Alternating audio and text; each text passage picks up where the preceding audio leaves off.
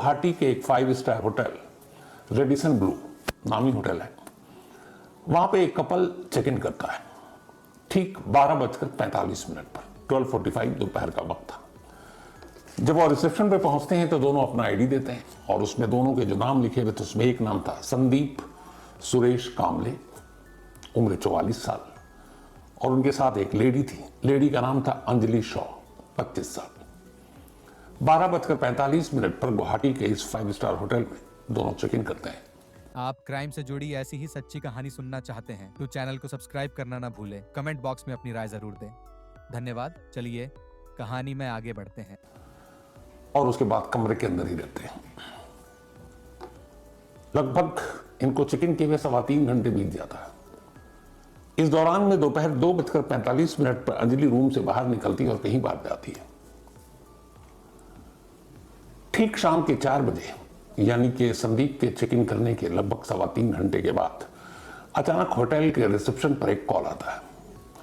Phone करने वाला कहता है कि रूम नंबर 922 में जाकर आप चेक कीजिए, वहां एक शख्स बीमार है और जख्मी भी है शायद, तो उसे इलाज की जरूरत है, उसे अस्पताल पहुंचा दीजिए। रूम नंबर 922 यही वो कमरा था जिसमें संदीप और अंजलि दोनों ने चेक इन किया था करीब 3.25 घंटे पहले इस फोन कॉल के आने से।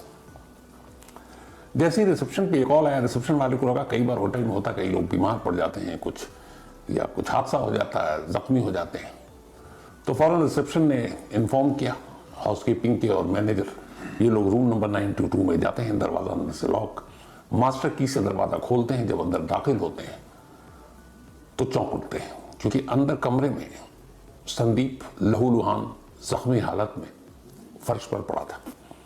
पूरे कमरे में खून ही खून था। अब उसको पहली नजर में ही देख कर लगा कि ये किसी हादसे, फिसलने, गिरने से तो नहीं हो सकता है।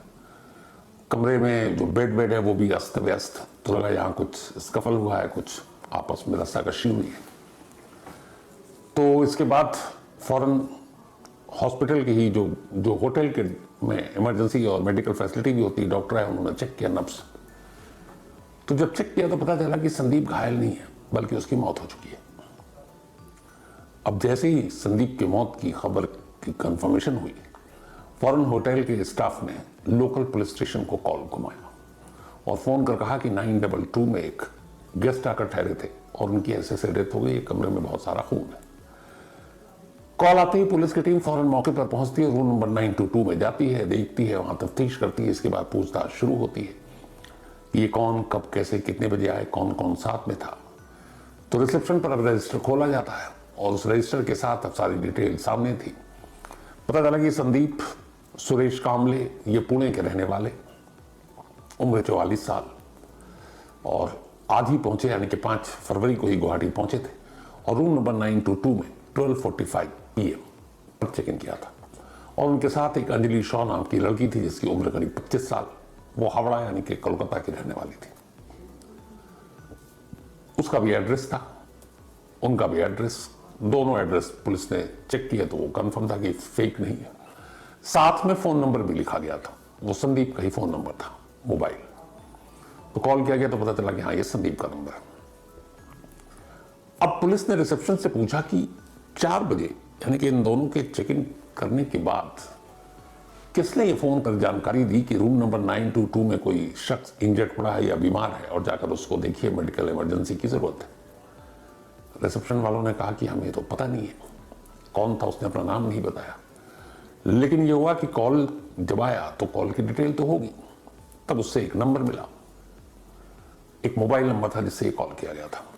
जब उस मोबाइल नंबर को पुलिस ने खंगाला तो पता चला कि ये मोबाइल नंबर हावड़ा के ही रहने वाले एक विकास कुमार शॉ, उनका नंबर है। अब विकास कौन है और विकास ने फोन कैसे किया, उसे कैसे पता चला। अब पुलिस ने अपनी तफ्तीश की शुरुआत इसी होटल के रिसेप्शन और रूम और उस फ्लोर जहां पर ये लोग ठहरे थे, 9th फ्लोर था ये 922, इसकी तफ्तीश शुरू की। फिर यह भी कि अंजलि अचानक इस हाल में छोड़कर कहां चली गई, कहीं ऐसा तो नहीं कि अंजलि ने ही मारा हो। तो अब सीसीटीवी कैमरे को खंगाला जाने लगा। जब सीसीटीवी कैमरे को खंगाला गया तो अचानक पुलिस की नजर पड़ती है कि 12:45 पर संदीप और अंजलि ने चेक इन किया था और उसके लगभग 2 घंटे के बाद ठीक 2:45 पर अंजलि कमरे से निकलकर रिसेप्शन की तरफ जा दी और रिसेप्शन से बाहर। लेकिन इस तस्वीर में एक और चौंकाने वाली चीज थी। सीसीटीवी कैमरा ये दिखा रहा था कि जब अंजलि 2:45 पर निकल रही थी तो रिसेप्शन से पहले एक और शख्स उसके साथ जुड़ा और वो दोनों एक साथ होटल से बाहर निकले। अब ये दूसरा शख्स इसी होटल में कहां से आया, कौन था, पुलिस ने चेक करना शुरू किया। फिर सीसीटीवी फुटेज को खंगाला किया तो पता चला कि वो जो दूसरा शख्स था ये भी उसी होटल में ठहरा हुआ था, क्योंकि फिर बाकी फ्लोर के सीसीटीवी फुटेज जब पुलिस ने देखना शुरू किया, क्योंकि बाहर से अंदर की तरफ और अंदर से बाहर की तरफ उस दौरान में जो लोग आए 12:45 के बाद से, उन सबकी अब देखा गया। तो रिसेप्शन ने बताया कि जिस लड़के के साथ अंजलि बाहर निकल रही है वो इसी होटल में ठहरा हुआ है और वो 10th फ्लोर पर है। 9th फ्लोर पर संदीप और अंजलि थी, 10th फ्लोर पर वो ठहरा हुआ था। अब वो चेक किया गया कि किस रूम में, तो पता चला कि उसका रूम नंबर था 1024। अब उस रूम में वो कौन ठहरा था तो रजिस्टर निकाला गया तो पता चला कि उस शख्स का नाम विकास कुमार शॉ है, उम्र करीब 24-25 साल। और इत्तेफाक से उसी दिन यानी कि 5 फरवरी की दोपहर 2 बजे विकास ने इस होटल में चेक इन किया था, यानी कि संदीप और अंजलि के चेक इन करने के 1.25 घंटे के बाद। और ये दोनों 10th फ्लोर पर रुका था 1024 में। अब उसका एड्रेस निकाला गया तो अजीब इत्तेफाक उसका भी एड्रेस हावड़ा का निकला, अंजलि का भी हावड़ा का था। दूसरा, जब उसने रजिस्टर पे जो अपना फोन नंबर लिखाया था मोबाइल, जब उस मोबाइल को निकाला गया तो पता चला कि 4 बजे शाम को जो एक गुमनाम कॉल आया था रिसेप्शन पर जिसने कहा था कि रूम नंबर 922 में जाकर देखें कोई इंजर्ड है। इत्तेफाक से वो फोन उसी मोबाइल नंबर से आया था जो मोबाइल नंबर रजिस्टर पर लिखा हुआ था, जो विकास कुमार शॉ का था। अब यह तय हो गया कि विकास और अंजलि के बीच में कुछ कनेक्शन है, लेकिन एक होटल में लाकर ये कत्ल करना और फिर कातिल का खुद ही फोन करना कि वो इंजर्ड है, ये समझ से परे की चीज थी। अब पुलिस ने तफ्तीश शुरू की तो पता किया कि इनकी वापसी का कब था। तो ये कुछ उन्होंने बताया नहीं था, लेकिन उन्हें अगले 2 दिन तक वहां ठहरना था। अब वापसी कैसे हो सकती है, क्या हो सकती है। अब विकास, संदीप और अंजलि, क्योंकि उस नंबर के थ्रू बाकी नंबरों को टटोला गया, संदीप के नंबर के थ्रू और फिर विकास के थ्रू। तो जो विकास का नंबर जब खंगाला गया तो पता चला कि विकास को ने एक टिकट बुक करा रखी थी 2 लोगों की, इंडिगो की रात 9:25 उसी डेट की, यानी कि 5 फरवरी की, और उसे सिर्फ एक ही दिन उस होटल में रुकना था। उसी दिन रुकना था, उसी दिन उसको चेकआउट करना था। तो 9:25 की थी, मतलब वो 4-5 घंटे के लिए होटल में आता है। ऐसे कई गेस्ट होते हैं जिनका कुछ काम होता है, वो होटल में रहते हैं, फ्रेश होते हैं, फिर चले जाते हैं। तो 9:25 की उसकी फ्लाइट थी इंडिगो की, गुवाहाटी से कोलकाता के लिए।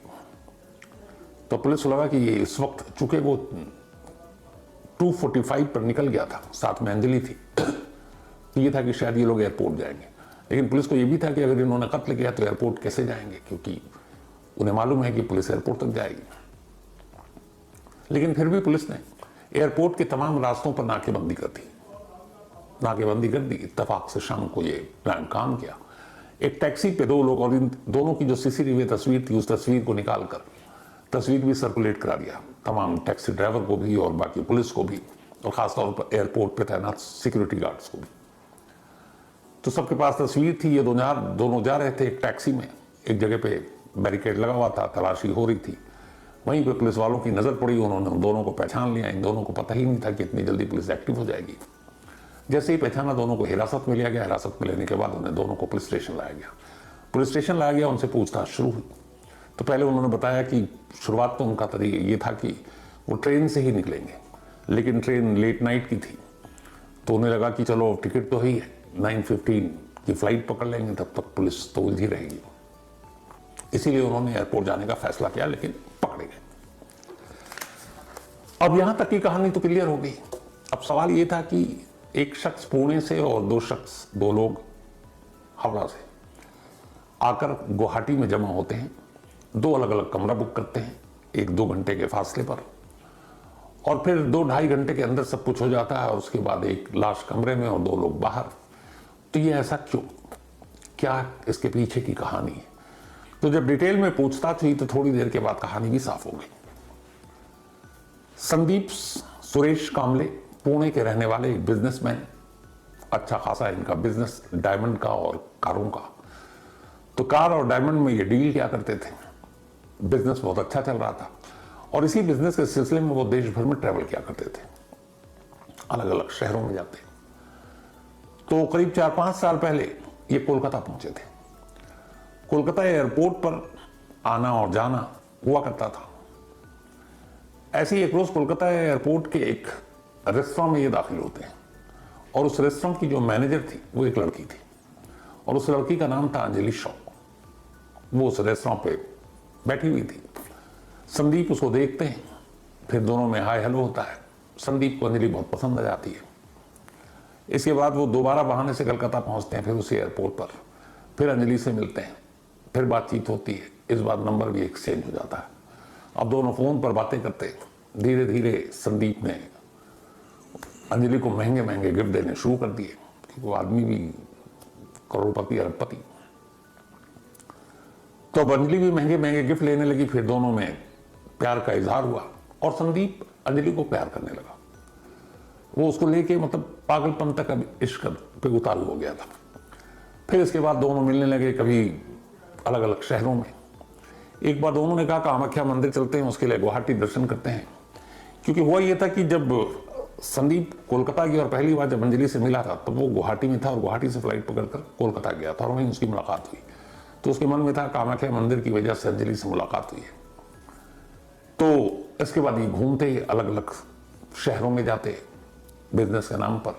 ये सिलसिला चलता रहा, वो गिफ्ट देता रहा। धीरे धीरे वक्त बीता। दोनों में उम्र का बहुत फासला था। अंजलि 24-25 साल की, वो 44, ऊपर से शादीशुदा। जब वक्त बीता, इस दौरान में अंजलि की जिंदगी में एक लड़का आया जिसका नाम है विकास कुमार शॉ। लड़का ठीक ठाक, घर वालों को भी पसंद। और उसके बाद ये हुआ कि अंजलि की शादी विकास से कर देंगे। अंजलि भी इसके लिए तैयार, वो विकास को पसंद करती थी।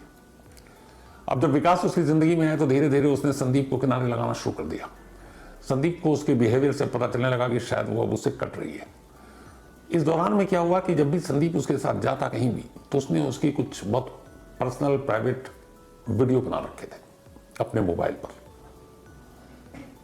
तो उसे धीरे धीरे पता चला। फिर अंजलि ने भी कहा कि देखो अब हमारी शादी हो रही है और हमारे तुम्हारे में बहुत फर्क है, तो हम मिलना जुलना बंद कर रहे हैं। उसको संदीप ने पहले समझाया कि ऐसा नहीं हो सकता, मैं मर जाऊंगा। और अंजलि ने कहा कि नहीं। अब इसके बाद अंजलि ने धीरे धीरे उसके मोबाइल को उठाना बंद कर दिया, फोन ब्लॉक कर दिया। संदीप को गुस्सा आया, वो फिर कोलकाता पहुंचा। उसने उसको बताना शुरू किया कि देखो मैं तुमसे प्यार करता हूं, शादी करना चाहता हूं, तुम मुझसे शादी करो, विकास को छोड़ दो। पर अंजलि इसके लिए तैयार नहीं। अंजलि ने नंबर बदल लिए, एयरपोर्ट की उस रेस्टोरेंट की नौकरी छोड़ दी। लेकिन अब वो उनके घर वालों को फोन करने लगा अंजलि के कि ये है वो है। वो अब विकास को फोन करने लगा और उसे बताने लगा कि वो तुम्हारे लिए ठीक नहीं है। और अंजलि को भी वो अब जब उसके दूसरे नंबर घर के जरिए बात हुई, उसने समझाने के लिए अंजलि ने फोन किया कि तुम मुझे बदनाम मत करो। तो उसने कहा देखो तुम्हारी मेरी सारी तस्वीरें मेरे पास है मोबाइल में, और अगर तुमने मेरी बात नहीं मानी तो मैं ये तस्वीर विकास के घर वालों को, तुम्हारे घर वालों को, सबको ये वीडियो पोस्ट कर दूंगा। अंजलि घबरा गई, इस ब्लैकमेलिंग से परेशान रहने लगी। एक रोज उसने विकास से ये सारी बात बता दी। उसने कहा देखो ऐसे से हुआ, जब तुम मेरी जिंदगी में नहीं थे तब शायद मुझसे ये हो गया। विकास अंजलि से प्यार करता था, वो भी बात समझ गया। उसने कहा घबराओ मत, कोई रास्ता निकालते हैं। अब दोनों मिलकर प्लानिंग करने लगे कि ऐसा क्या हो कि उसके जो मोबाइल में अंजलि की जो तस्वीरें और वीडियो हैं वो किसी तरह से डिलीट हो जाए और उसको मतलब ब्लैकमेलिंग का सिलसिला खत्म हो जाए। लेकिन वो मोबाइल कैसे हासिल किया जाए, अब इस पर इन्होंने प्लानिंग शुरू की।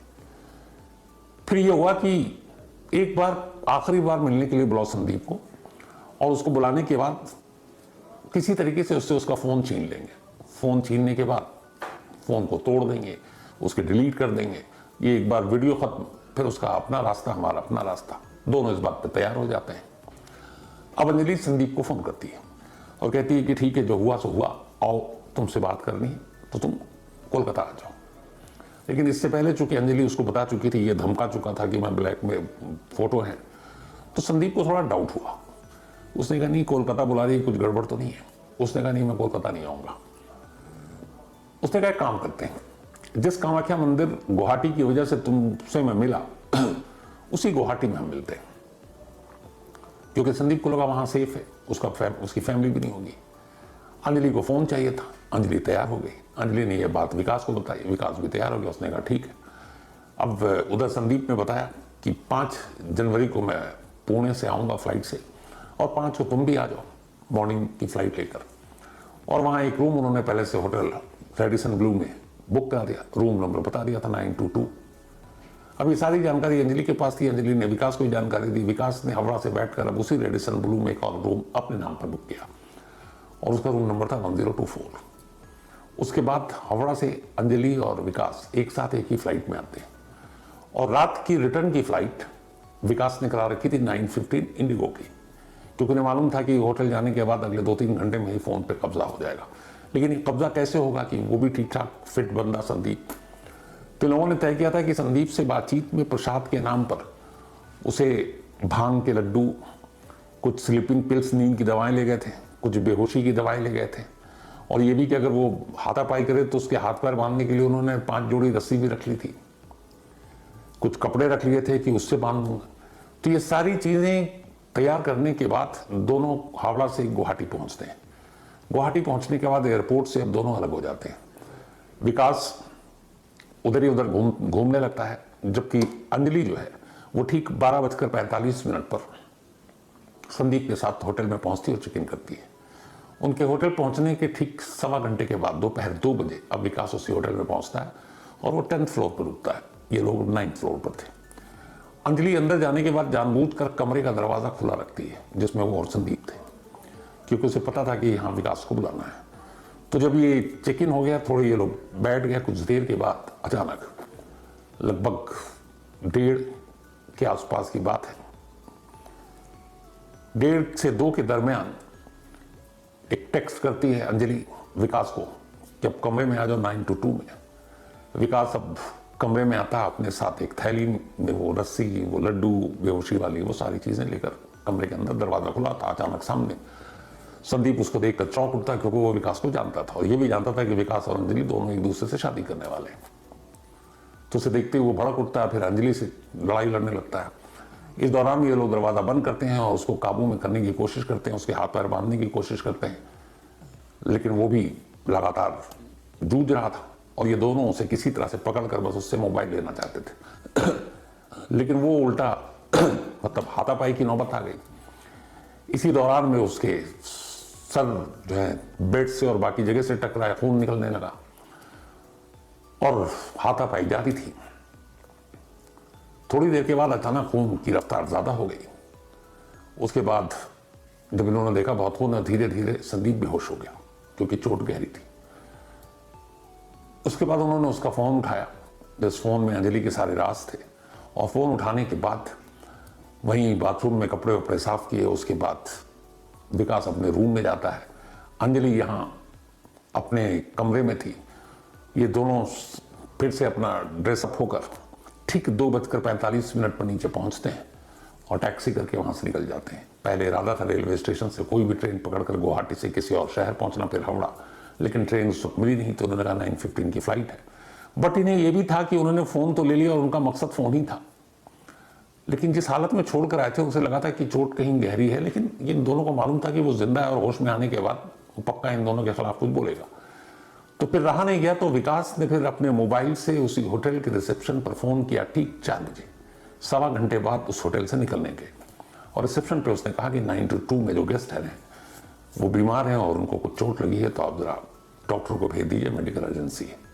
तो खुद विकास ने ही ये फोन किया, लेकिन अफसोस तब तक 1.25 घंटे बीत चुके थे। 1.25 घंटे में बहुत सारा ब्लड बह चुका था। तो जब तक होटल के स्टाफ और डॉक्टर वहां पहुंचते, संदीप दम तोड़ चुका था। इस सारी कहानी के बाद अब दोनों इस वक्त पुलिस की हिरासत में है गुवाहाटी, और गुवाहाटी पुलिस ने बाकायदा कोर्ट में पेश कर इन दोनों की पुलिस रिमांड ली है। और अब अंजलि के वो तमाम बातें कि ये ब्लैकमेलिंग, मोबाइल की वो सारी चीजें पुलिस के कब्जे में है, वो मोबाइल भी संदीप का, तो अब उसको चेक किया जा रहा है। और ये देखा जा रहा है इस केस में जो सबसे नाजुक मोड़ है इन दोनों का इरादा संदीप को कत्ल करने का था या सिर्फ मोबाइल छीन कर या मोबाइल के वीडियो डिलीट कर भागने का था? क्योंकि खुद विकास ने भागने के बाद होटल को फोन कर ये जानकारी दी कि रूम नंबर 922 में जरूर जाइए।